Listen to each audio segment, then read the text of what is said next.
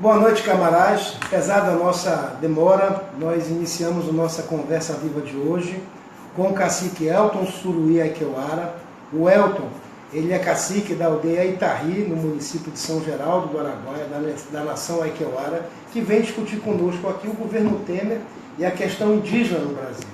O Elton está em Belém por conta do seminário Bem Viver dos Povos Indígenas, que foi uma promoção da UNAMA, do DICEI, do Conselho Regional de Psicologia e do Conselho Federal de Psicologia. E para nós é uma honra tê-lo aqui. Nós já nos conhecemos há tantos anos, né? Fizemos a luta junto na questão da Comissão da Verdade, ajudamos a questão da verdade, a Comissão da Verdade Aikeuara, e queríamos, Elton, para saudar a tua presença aqui conosco, né? Vir até o nosso instituto e discutir conosco um pouco dessa perspectiva com que os povos indígenas estão vendo o governo Temer, né? A gente tem lido muita coisa na imprensa brasileira, muitas denúncias sobre o tratamento que esse governo tem tido com a questão indígena no Brasil, né?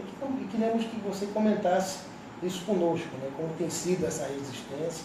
Tu és um cacique bastante atuante naquela região, que tem um protagonismo, inclusive, para além da região, e queríamos ouvir o que os povos indígenas estão pensando nesse momento sobre essa questão do governo Temer, como é que tem sido isso e as dificuldades que vocês têm enfrentado. Né? Primeiro, boa noite, camarada. Boa noite. Para mim é um motivo de satisfação, né? Estar aqui, presente aqui nessa noite contigo aqui, né? Como foi marcado à tarde, teve aquele atraso.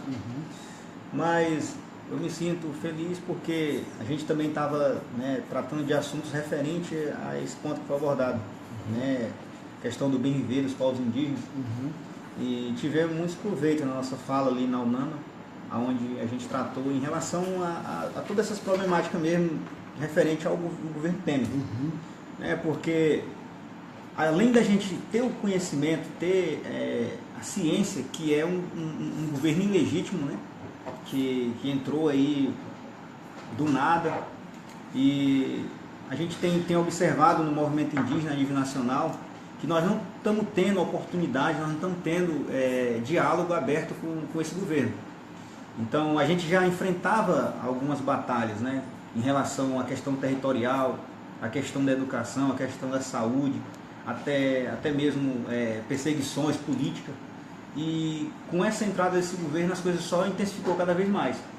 Então assim, eu por ser um líder jovem, mas eu tenho acompanhado, né, a história desde a Constituição Federal de 88, que a gente acreditava que o que está no papel, ela pudesse, né, vir acontecer de fato na prática.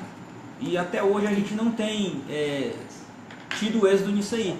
Porque quando a gente parte, coloquei bem citado lá na UNAMA, a questão do bem viver, porque o bem viver para nós é nós ter nossas terras, nossos territórios, nossos rios, nossa floresta, os nossos peixes, nossa caça, nós ter o nosso espaço para nós praticar a nossa cultura, nossa tradição. E mesmo a gente vivendo, né, no meio dessa sociedade hoje, a gente sabe que as lutas elas são constantes. Mas o que preocupa mais é porque nós temos parentes que estão em outros estados, estão em outras regiões que estão vivendo pior do que nós. Então hoje praticamente nós temos uma terra que não é grande, mas a gente ainda se sensibiliza com a causa dos outros, porque pelo menos a gente tendo uma terra pequena, está demarcada. Mas tem outras etnias, tem outros povos, né, em outros estados, até mesmo no Pará, que não tem essa terra demarcada, não tem esse direito garantido. Então, mas nem por isso a gente baixa a cabeça e a gente se acomoda, né? Porque desde a ditadura militar que nós vem lutando, nós vem sendo perseguidos, vem sofrendo com ameaça, com agressão, até mesmo física, moral, agressão, né, psicológica. E a gente aproveitou esse momento, né, que a UNAMA, né, disponibilizou para nós essa oportunidade, junto com o DICEI, também que é uma conquista nossa, né, o DICEI, que é ligado diretamente à CESAI, que foi uma conquista grande dos povos indígenas em criar essa CESAI, né, que é a Secretaria Especial de Saúde Indígena. E hoje nós temos dentro da CESAI, né, alguns indígenas já aqui em Belém, que representa nós. No caso, eu também faço parte do Conselho Local de Saúde Indígena do Polo de Marabá e representa aquela região. E a gente veio trazer, né, para a universidade, que são os nossos únicos parceiros hoje que a gente conta, né, são as universidades do Instituto, como o Paulo Fonteles, né, a gente tem também o Cine, que é um parceiro muito forte nessa causa, nessa luta, e nós contamos com isso, porque a partir de quando nós trazemos a nossa demanda, a nossa realidade de lá da aldeia para o meio da sociedade, a gente vai acabar com aquele preconceito que existe em alguns lugares, que as pessoas olham para o indígena como se o indígena fosse um ser que não tivesse valor, que não tivesse direito, futuro, nem nada. Enquanto isso, muitas pessoas discriminam, né? A gente sofre preconceito, mas pressões também, que isso é uma coisa que é bem clara, né? A gente tem levado essa discussão a nível nacional e internacional. Nós temos representante hoje que representa nós, povos indígenas do Pará, que é uma federação chamada FEPIPA, né, que é a Federação dos Povos Indígenas do Pará. Nós temos a COIAB, que é a Coordenação das Organizações Indígenas da Amazônia Brasileira. Nós temos a PIB, que é a Articulação dos Povos Indígenas do Brasil. Então tudo isso são organizações que são criadas para nos representar. Sem falar dos parceiros, né, que a gente tem que citar, são muitos nomes, mas a gente sabe que segurança nacional, a gente tem que estar fechando BR, tem que estar fechando prefeituras, os espaços que trabalham com os órgãos públicos que nos representam, a gente tem que estar, para adquirir um apoio, a gente tem que estar brigando, tem que estar fazendo manifestação, até ficando vulnerável mesmo no meu caso, eu já sofri até prisão, né, por estar lutando pelos nossos direitos, uma coisa que não precisava nós estar. Ano passado, não foi? Agora voltou, porque estava falando, começou a falar do tema e deu. Acho que é bom. Sim, já começou de novo, recomeçou. Então a gente fica indignado com uma situação dessa, porque nós temos a consciência de que nós somos os verdadeiros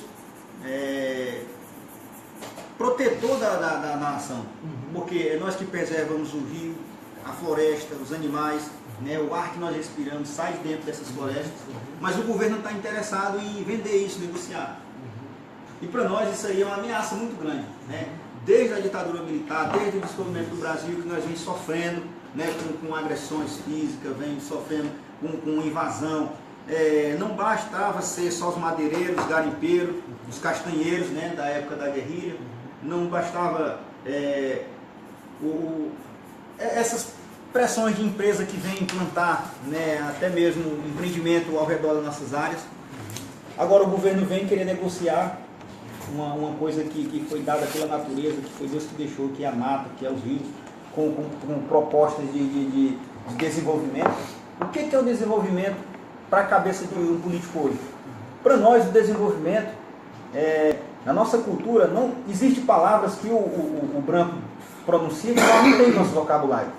Desenvolvimento, por exemplo. Se você for parar para analisar o que é um desenvolvimento, para nós o desenvolvimento não tem sentido, porque quando o governo fala de desenvolver, ele vem usar esse discurso para criar um empreendimento, para criar algo que vem nos afetar futuramente.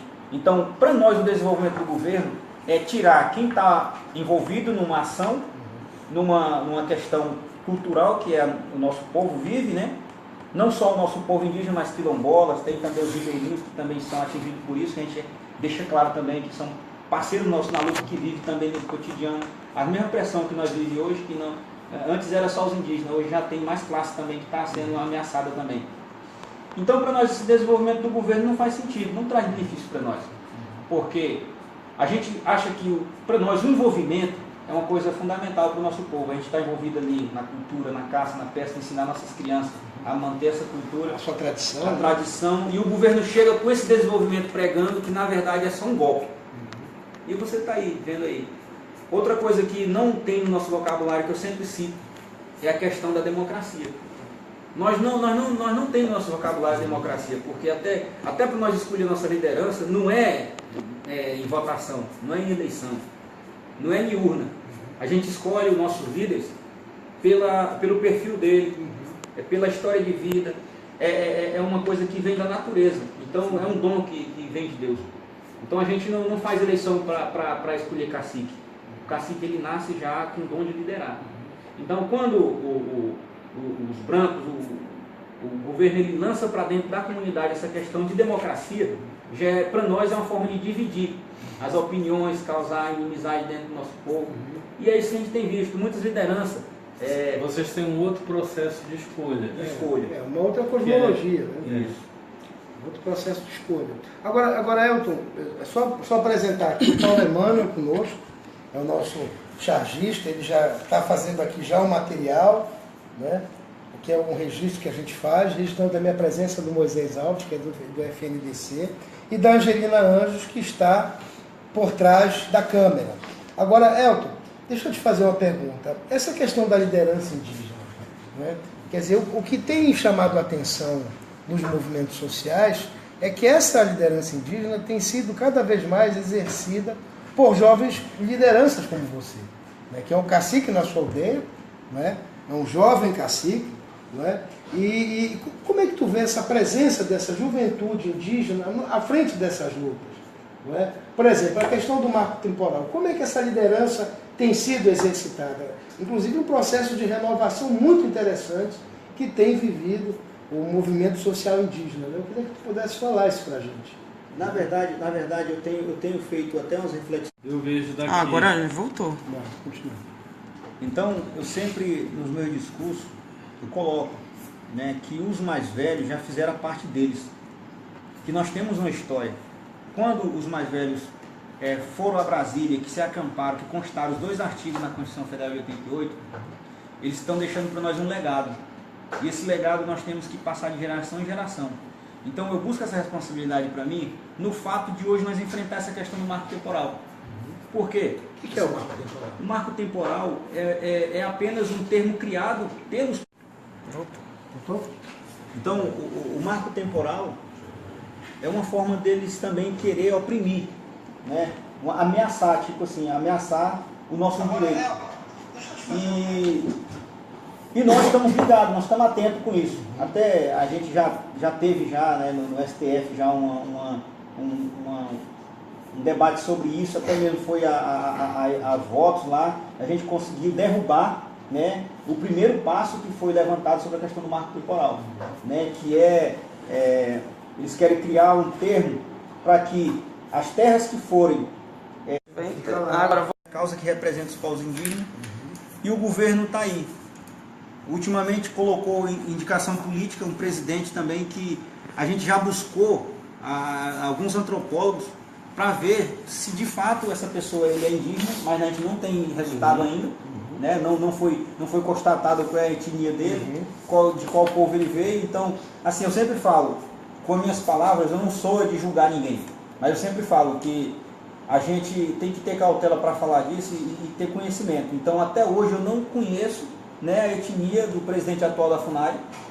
E também, nesse caso do Vale do Javari, qual foi o papel da FUNAI em defender essa causa? Por quê? Porque quem está lá não é a pessoa que está em defesa da nossa causa. Se fosse uma FUNAI hoje que tivesse ocupada por pessoas que têm compromisso com a causa indígena, a gente tinha levado isso adiante. Exatamente. Então, hoje não há, de qualquer maneira que a gente olhar para um lado e para o outro, não há condições de ter um diálogo com esse governo. Então, o que nós temos que fazer é partir para o enfrentamento.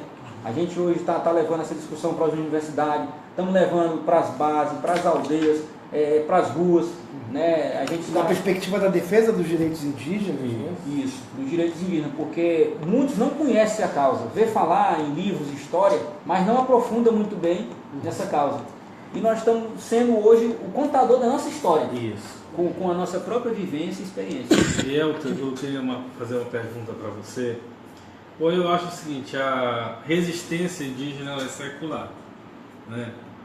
Desde quando o europeu, o português branco chegou aqui no Brasil, foi um verdadeiro absurdo o massacre aos povos nativos dessa terra aqui, né? Trazendo doenças, até o massacre mesmo, extermínio de etnias, isso foi muito presente. Mas no desenvolvimento do Brasil, né, nas políticas dos governos, desde capitanias hereditárias, a mão de obra indígena, os avanços das frentes de colonização, como a Marechal Rondon, o Estado Novo, tu pega a marcha para o oeste. 1970 nós tivemos a ditadura, que era a ocupação ali da Transamazônica. Isso Que eles foram muito afetados. tudo isso é o seguinte: vamos desenvolver o Brasil.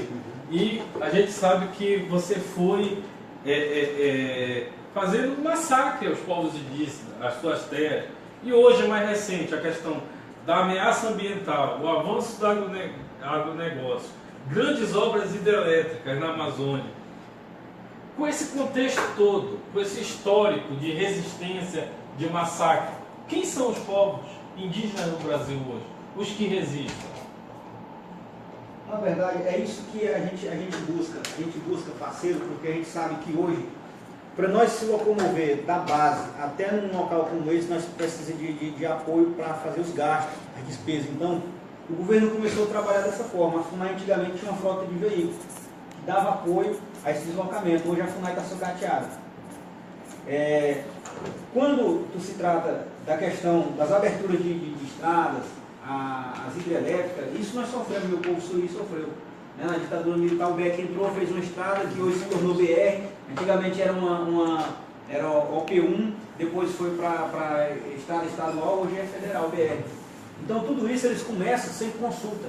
Nós temos aí a Convenção 169 da OIT, que diz que todo empreendimento tem que ter a consulta, né, livre lá com os povos indígenas. Então a consulta prévia que está lá no papel, é isso que eu estou falando.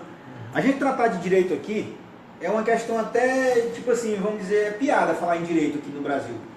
Por quê? Porque nós sabemos que tem pessoas que estão lá para defender os seus direitos, mas eles se corrompem. Então nós vamos confiar em quem? Se nós tivéssemos um país, que tivesse um Estado que fosse sincero, justo, eu acredito que tudo isso seria barrado. Eu citei um exemplo.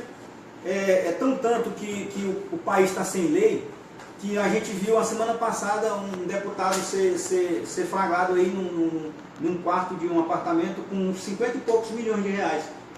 Agora eu te pergunto, esse dinheiro foi para onde? O que foi feito? Oriundo do que, né? Sim, veio da onde esse dinheiro? Então, fica meio complicado, a gente trata de assuntos como esse, porque a sociedade tem que saber o que nós estamos sofrendo na pele. Mas só que por outro lado a gente fica preocupado, de onde vai vir o socorro? Então, hoje nós, quanto povos indígenas, eu quanto liderança jovem, que estou no meio do movimento indígena, eu ainda acredito que a nossa união, não só dos povos indígenas, mas sim com alguns movimentos sociais, é isso que nós vamos dar essa visibilidade, não só para o Estado existindo as ameaças, mas resistindo também a essa luta. Então a gente não abre mão disso, não abrimos mão disso, e eu deixo bem claro que enquanto vida enquanto tiver guerreiro para lutar, a gente está firme na luta para defender não só o direito dos povos indígenas Surui e Equeuara, mas sim de toda a nação indígena do Brasil. Queria fazer um recorte, levantando o seguinte, que o Zé Equeuara... E voltou agora. Então, fazendo a pergunta, o Zé Equeuara deram uma importante lição, não apenas aos seus parentes, mas ao povo brasileiro, né? Que é quer dizer, os Zé Equeuaras viveram o contexto da guerrilha do Araguaia, né? E é a nação indígena com mais índios enxeados, né? Em torno de 14, né? E o Zé Equeuara, no âmbito do trabalho da Comissão da Verdade, foi um dos únicos povos, junto com os Chavantes, que produziu um relatório. Voltou, gente. Então, como é que foi essa experiência da Comissão da Verdade? Qual o sentido disso, né? Vocês que estiveram no centro da confusão da guerrilha do Araguaia. Né? Essa experiência foi inclusive relatando o seguinte, por que para o índio a indenização é menor que para o camponês? É uma coisa que chama muito a atenção. Sim, e isso até hoje a gente tem esse debate, até porque a gente foi sempre renegado esses direitos porque faltava alguma coisa, implementar alguma coisa nos relatórios. A partir de quando foi criada a Comissão da Verdade dos povos indígenas Equeuara, a gente viu que, eu não sei se é o crédito de alguns antropólogos que já estava queimado lá no sistema. Voltou. Então, eu acho que isso feito pela mão do próprio indígena deu mais uma segurança, né, que a gente, de fato, falavam uma questão real, que não era apenas uma história criada na cabeça de antropólogos, pela cabeça de antropólogos. E aí a gente conquistou essa parcela. E na verdade nós também não concordamos, até hoje não entendemos por que o indígena sofreu até mais do que o próprio branco, né, digamos assim, de alguns. E na verdade na hora de ser indenizado foi a minoria, o valor pequeno. Mas Elton, perguntando aqui em relação ao ser tutelado. O índio é tutelado, né? E essa tutela te dá uma cidadania menor. Né? Porque você não é dono parece que está se lidando com criança. Não, essa questão da tutela ela já passou. Já não existe mais a tutela? Não existe mais. Até porque a gente está vendo hoje, quando eu falei sobre a FUNAI, isso já é uma coisa que acabou. Então o indígena hoje é um cidadão. Então é uma boa informação, porque até hoje eu estava achando que ainda existia a tutela. Isso não existe a tutela. Existe ainda algumas ações que ainda assegura o povo indígena. Aqueles que são isolados, que não têm ainda o contato, não tem esse diálogo com o branco. Ainda existe. Ainda existe. A FUNAI ainda com pouca condição que tem, mas ainda, né, representa. Hoje não, a partir daí de quando a gente começa a fazer esse contato com o branco, não é dizer que a gente deixa de ser índio, mas também a gente deixa de sair, a gente sai daquela meninice que o povo acha que o índio é uma criança que tem que ser conduzido por um branco, que é o órgão que representa. Então assim, pelo lado isso aí claramente fica claro que é bom, porque eu vou ter minha voz ativa, mas pelo outro a perseguição aumenta. Porque aí o cara quer olhar para o índio e quer comparar ele com um advogado, com um empresário. Com a mesma questão de uma sociedade... Isso, que não tem a sua raiz e a sua origem. Né? Que não tem toda a complexidade. Né? E aí foi isso que chamou a atenção, porque na minha prisão, o próprio assessor de imprensa lá da Delegacia de Polícia Federal falou que eu não era mais índio porque eu tinha cartão de crédito, eu tinha celular, eu tinha habilitação. Isso é um racismo institucional, né? Já pensou, se eu fui preso porque eu pratiquei algo que foi ilícito para a defesa